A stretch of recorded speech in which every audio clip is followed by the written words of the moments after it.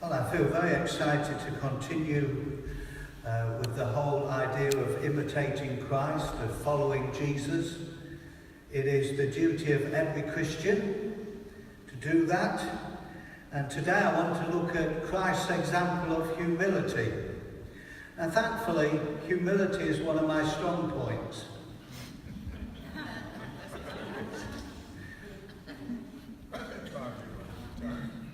Actually, in reality, I feel more like Bernard of Clairvaux, who was a 12th century French saint.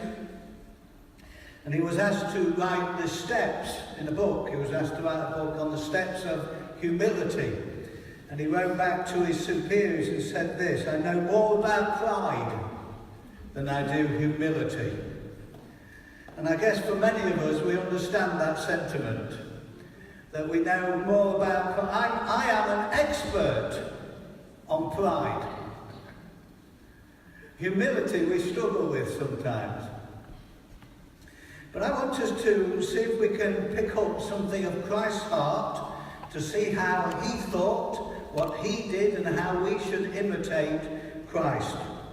You know, God has been so gracious to us, and that we have been already allowed to gain a certain amount of humility.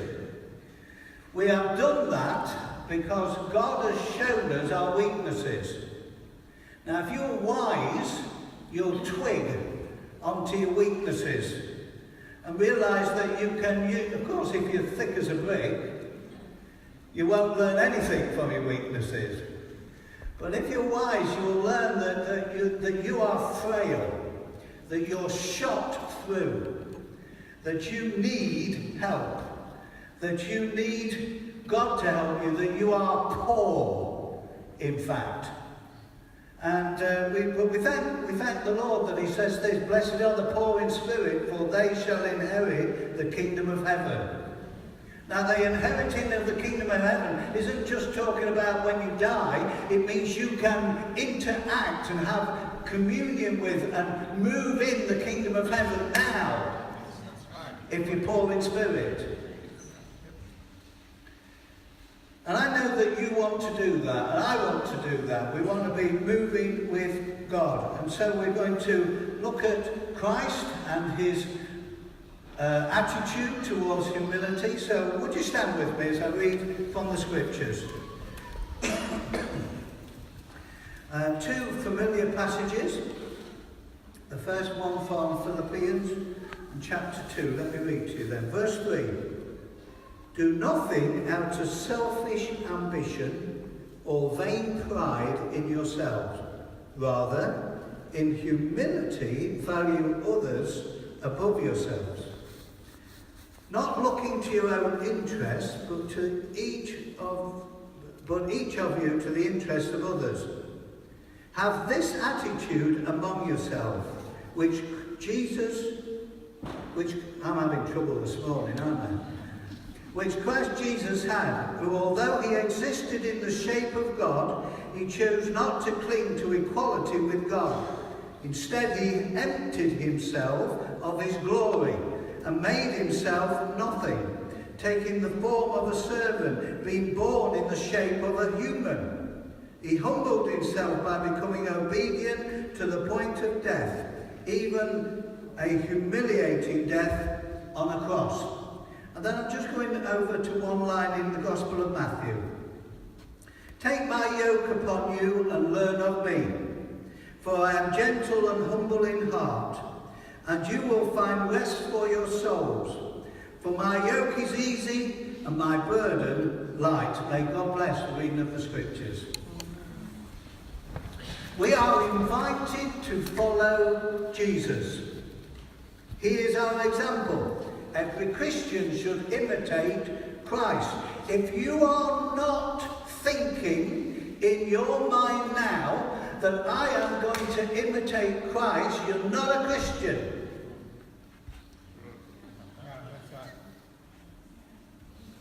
We have got to be following Jesus, am I right? Yes. Whoever follows him will not live in darkness, but will have the light of life. That's what he said to his disciples. It's what he says to us today. He said this, whoever follows me will not walk in darkness, but will have the light of life. By following Christ, your inner darkness will dispel. The lights will come on. The lights come on. Now, I don't know about you, but I want to walk in the light. I want my lights on. I don't want to be ignorant about stuff. I want to be following Jesus, and if I'm following Jesus, I'm walking in the light, and if you walk in the light, you have fellowship with the Father and the Son and the Holy Spirit, and when you ask for forgiveness of your sins, all your sins will be forgiven.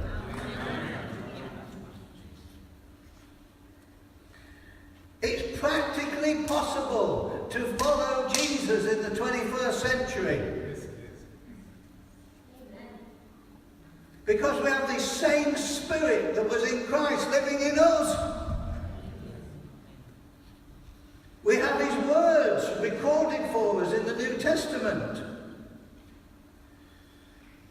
What does Matthew tell us?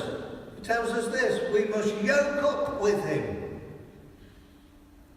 We must get in the same yoke with Him. And we should walk side by side with Him. And then we shall learn of Him. And He says, my yoke is easy. What does that mean? Can I just say, it doesn't mean you can have an easy time. The word easy means it fits you easily. It fits easy on your shoulders. Christ's attitudes can fit in your life and in my life. I can walk side by side with Him because His yoke fits me. It's made to measure. It doesn't mean you can have an easy time. Most of us aren't. Soz, I thought if I became a Christian, I'd have an easy time. Wrong. Because all hell lets loose against you. And here's another thing. He said, you will find rest for your souls. There is a restlessness in people's hearts and lives and minds. And you can, by following Christ, find a rest in Him. Rest. You know, people are looking so uneasy within themselves.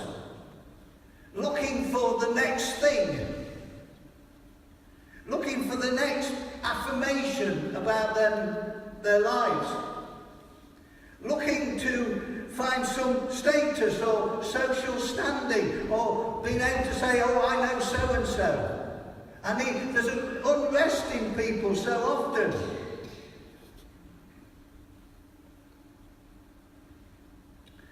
Some people are at unrest unless they get a church position. If anybody wants mine, let me know. We'll pray for you. Yeah, come on here then, mate. Yes. I want to tell you what the cure for restlessness is. Humility. Learn of me. Learn that I'm gentle and humble in heart, and you will find rest for your souls. And so, I want us to look at Christ's attitude about humility, and how we can define what humility is, and how we can be humble. You can be as humble as I am.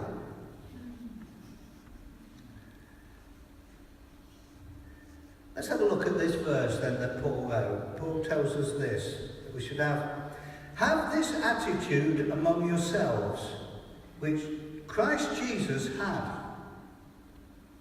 It's about attitude. Am I right? Who, although he existed in the shape of God, he chose not to cling to equality with God, instead emptied himself of his glory, made himself nothing, taking the form of a servant, being born in the shape of a human. I want you to know something. That before Jesus was born of Virgin Mary, he was the shape of God. He had the shape of God. Now don't start thinking in terms of contours and size and measurements and all that as a shape. This is a God shape. That's God's shape. Well, that's a God shape. Don't start thinking in them terms. That's purely human. What he's really talking about is that he's not that God has hands and eyes and ears like we think of him does in shape. But he's really talking about the invisible qualities of God. God had invisible qualities. He has a nature. What is God's nature? To be God. And Jesus was that shape.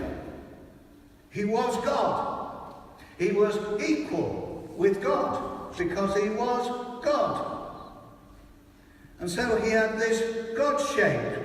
He had privilege because he was God. He had status because he was God. He had advantage because he was God. He had power, glory, authority, wisdom, position and superiority because he was God. He was entitled to the praise of humanity. Why? Because he was God. He was entitled for his wishes to be obeyed. Why? Because he was God. He was entitled for all to bow their knee at him, at his name, because he was God-shaped. God-shaped. Although he existed in the shape of God, said Paul, he chose not to cling to equality with God. Instead, emptied himself. Now, if you think of the hourglass as the top half, as God, he emptied himself into another half.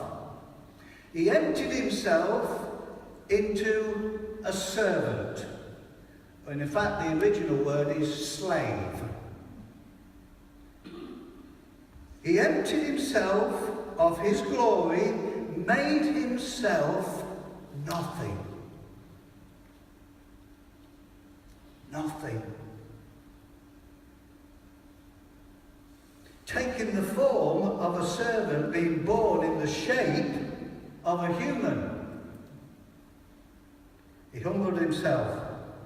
Watch this. Jesus Christ chose not to hang on to his equality with God. He emptied it, and poured himself into a servant. That is humility.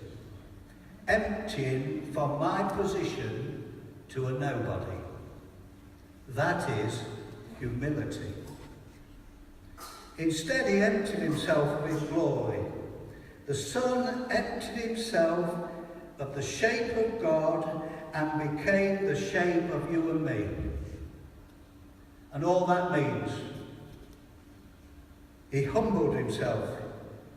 Humility is this: emptying yourself out of your superiority, of your position, of your opinion, the right of praise. It is the emptying out of one shape into another, to let go of your glory and become nothing. Oh boy. That is the attitude Jesus had. Am I right? That was Jesus' attitude. He emptied himself of equality with God, became nothing. According to this. The all-powerful God came into the shape of weakness. The all-powerful King became a servant. The all-glorious became the shape of the poor. Humility is pouring out from one attitude to another. And if we are to imitate Christ, we must take on his attitudes. To take on his attitude. I want to just tell you something about humility. Humility is beauty in the soul that makes you Christ-like. God is humble.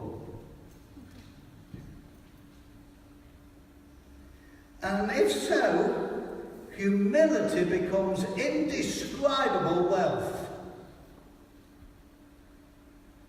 And I believe that God is, as Teresa of Avila said this, that God is not so cheap as to give you things that will die when you die. He wants to give us wealth that is indescribable. And humility is wealth. Humility is consenting to come under the authority of somebody else.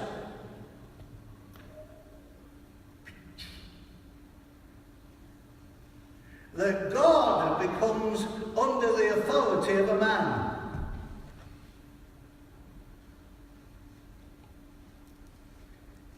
Humility is being subject to other men. Humility is emptying out from above to a lower place. Is going to the bottom of the table instead of the seat of honour until the master says, come up here. In the Imitation of Christ, Thomas à Kempis wrote this: if you will know or learn anything profitable, desire to be unknown and considered as nothing.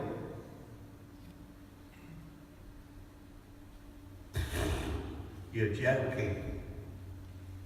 Desire to be unknown and considered as nothing? Oh, brother, that don't fit 21st century thinking. Don't you know who I am?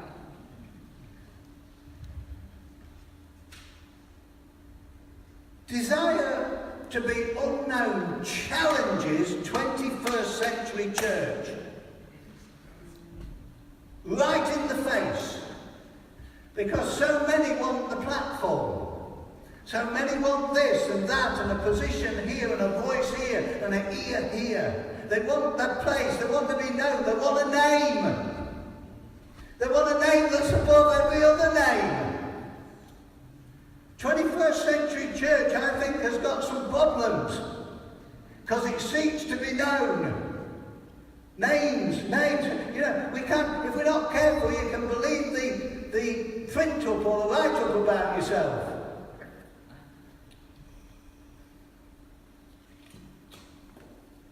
Well, they're a great speaker. Oh, there's somebody. Is anybody feeling bad yet?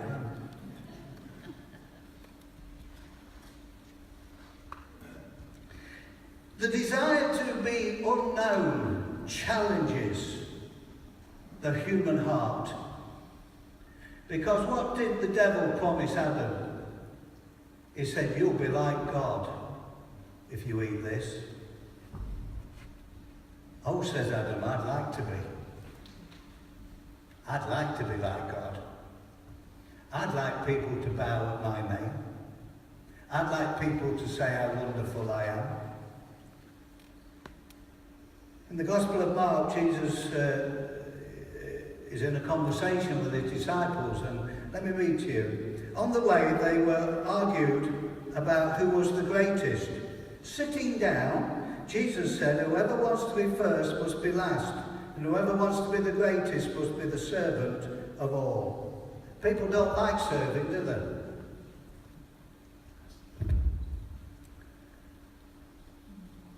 I don't want to serve. I don't want to take a low place. God have mercy on us. when the opportunity for you to be praised, don't let it sit in the top half. Don't let it sit there. Turn the thing over and let it empty. When there's an opportunity, so I've often had people come to me, as you can imagine, and say something like, "That's a great message, Dave." What do I say?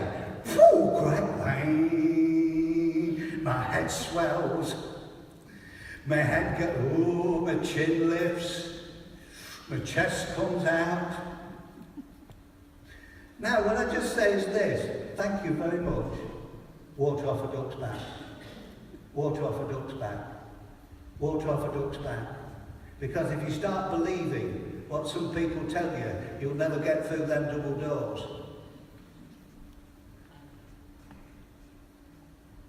Well, you say it's all right for you, you've already got a position. And I'll get judged more for it than you will.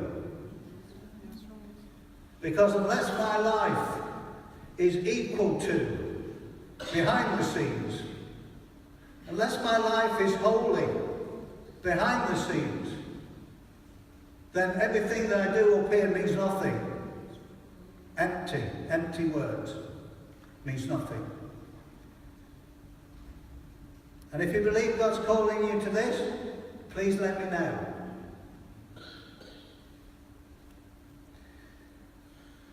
When you desire to be known, turn it around and empty yourself. So I seek to be unknown. Oh, surely to be known is a good idea. It's all about connecting with people. It's all about communication. It's all about, I can meet them, I can meet so-and-so because I know so-and-so. And it's good to be known, it's good to be known.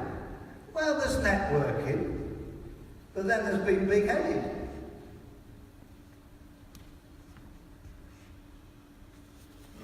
So let us voluntarily empty the upper half into the lower half, whatever that be, to avoid blindness of heart. We must follow Christ. I want to tell you, pride, and I'm a dab hand at this one, pride can blind you. Everybody else can see, but you can't. Pride's a bad one to have. We must avoid that. You know, Christians do suffer from spiritual pride now and again. What is difficult about this message is that I'm not really referring to anybody in this room.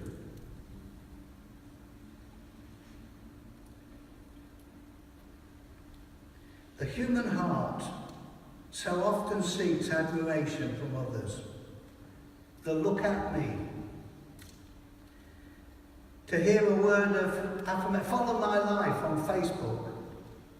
Because everybody wants to know what I'm doing.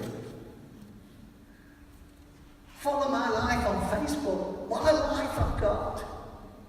Apparently, according to statistics, most of that stuff is lies that people put on to make you think that their life is so much better than yours. Now, I realise that Christians, of course, that's not the case. But don't exalt yourself. Don't put yourself up there. Don't have a high opinion of yourself. I'm not talking about saying I'm a worm all day. I'm a worm. Nobody.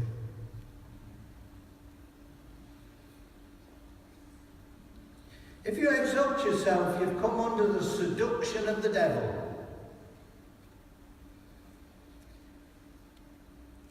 I've even heard this one, that some people believe that they can hear from God better than others, that they have a superior tuning in than everybody else.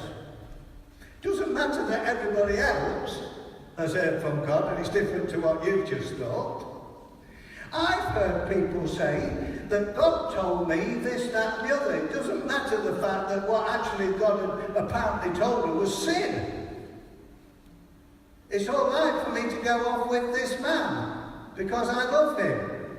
That's sin. That's not God. So now God's talking against the Bible. Am I too hard-hitting this morning? Are we doing okay? Yeah. We become like the king of Babylon.